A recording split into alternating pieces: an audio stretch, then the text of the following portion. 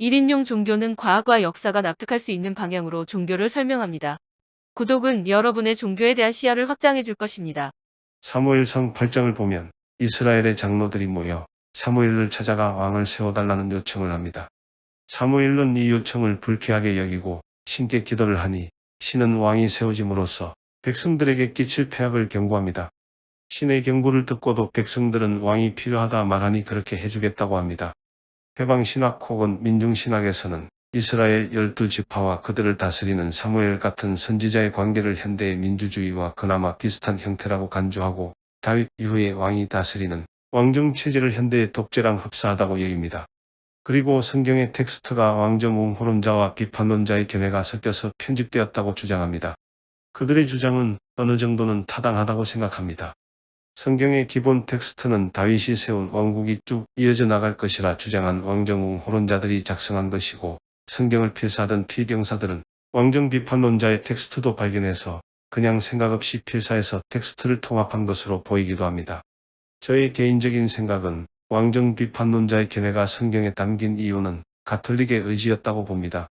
다윗의 후손이라 추정되는 예수를 신처럼 떠받들기 위해서는 다윗 왕가의 지속을 주장한 왕정옹호론자의 텍스트를 메인으로 삼아야 합니다.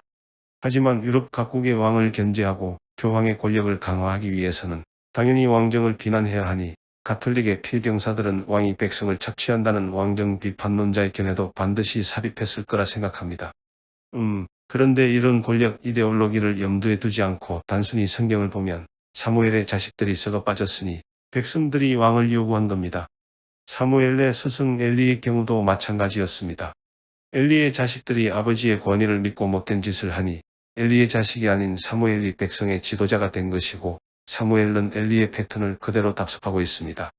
심지어 사무엘은 엘리보다 더 권력을 놓지 않으려 안달하는 모습을 보여줍니다.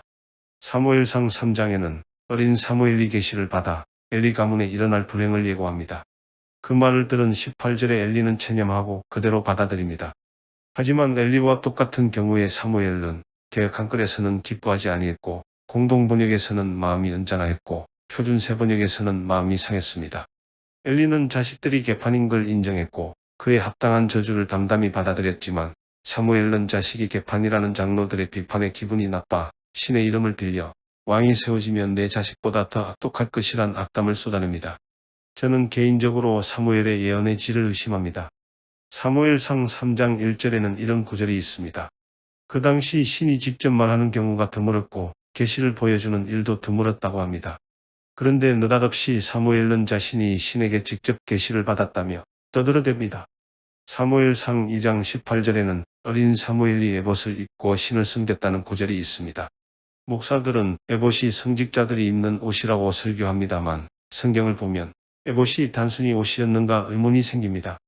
사사기 8장을 보면 기드온이 백성들에게 전리품 금귀고리를 받아 그걸로 에봇을 만들어 자기 성읍에 두었더니 백성들이 음란하게 섬겼다는 내용이 있습니다. 사사기 17장에는 미가라는 사람이 은으로 우상과 에봇을 만들었고 길 가던 나그네 레위 사람을 고용해 제사장으로 삼았다는 내용이 있습니다. 사사기 17장에는 그 레위인이 우상을 파괴했다는 말은 전혀 하나도 일체 없습니다. 오히려 사사기 18장에는 이스라엘 사람들이 이 우상과 에봇을 가져가고 이 레위인을 제사장으로 임명하기까지 합니다. 제가 여호와 신앙이 엘 숭배가 진화한 것이라 주장하는 실마리는 이렇게 성경 곳곳에 등장합니다. 사무엘상 30장 7절을 보면 다윗이 에봇을 이용해 점을 치는 장면이 나옵니다. 어쩌면 사무엘이 엘리 가문의 미래를 예언했다는 계시를 신에게 직접 받았다는 내용은 그냥 단순히 다윗처럼 에봇을 이용해 점을 친 것에 불과할지도 모릅니다. 사무엘상의 맨 앞에서는 사무엘 부모의 순진한 신앙 얘기가 나옵니다.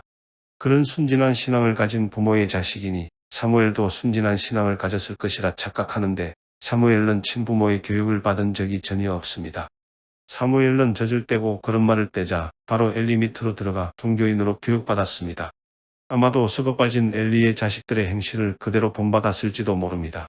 엘리가 자식 때문에 신망이 무너지자 사무엘은 엘리 자리가 탐났을지도 모릅니다.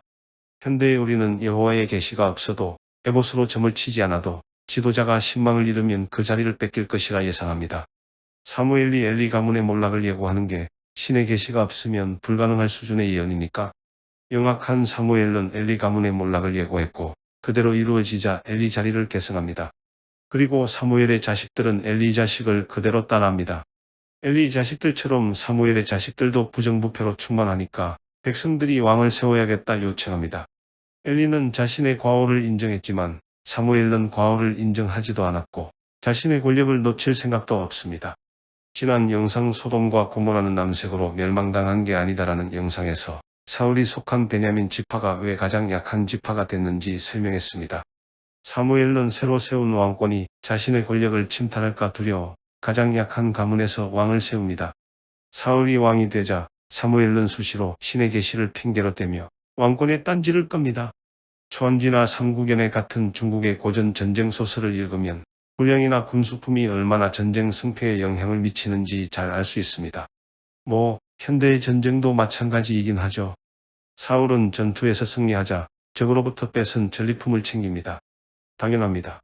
사울은 왕 멜렉이 아니고 사령관 나게드이기 때문에 군량이나 군수품을 백성들에게서 강제로 징수하지 못합니다. 백성들에게서 군량을 징수하느니 적으로부터 뺏은 걸 군량으로 삼는 게 백성 입장에서는 더 낫지 않습니까? 사울의 이런 약점을 잘 아는 사무엘은 신의 계시를 핑계로 적에게서 뺏은 전리품을 몽땅 태우라 명합니다. 사무엘은 전쟁의 칼날에 앞장서지도 않고 부패한 사무엘의 아들이 군량 보급에 도움을 주지도 않습니다. 사무엘은 자기 말을 안 들었다며 사울을 나무랍니다. 초안지나 삼국연애를 다시 떠올려 보십시오.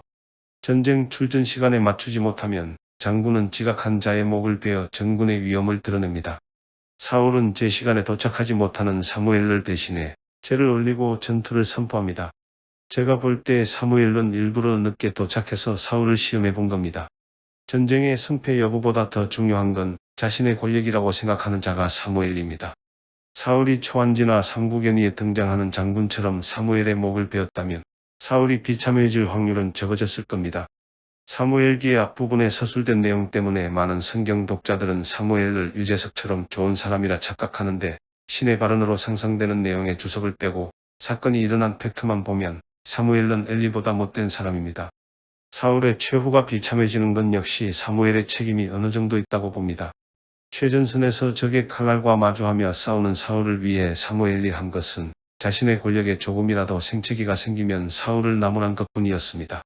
고대에는 성직자들이 주로 식자층이었고 그들이 기록해 남긴 것이 여론으로 추정되었습니다. 하지만 생각해 보십시오. 서울대 졸업생들이 국민 대다수의 형편을 대변합니까? 조중동 기자들의 이익이 국민들의 이익과 일치합니까? 똑똑한 그들은 그냥 자신의 이익을 대변할 뿐입니다. 그리고 자신의 이익과 맞지 않으면 악으로 매장해서 기록으로 남길 뿐입니다. 구약의 기록을 남긴 건 일반 백성이 아닌 그 당시에는 극히 드문 교육이란 걸 받은 자고 문자를 쓸 줄 아는 식자층이었습니다. 들판에 나가 비 맞으며 양치는 백성들과 실내에서 슥슥 경전이나 베끼던 자들이 어찌 처지가 똑같겠습니까? 메이저 언론의 기록을 그대로 믿어도 되는 사람들은 메이저 언론과 같은 이익을 추구하는 사람들 뿐입니다. 한국인들은 이제 기록을 그대로 믿으면 자기가 손해라는 걸 알 때가 되지 않았습니까? 사울왕에 대한 얘기는 다음 편에도 계속 이어집니다.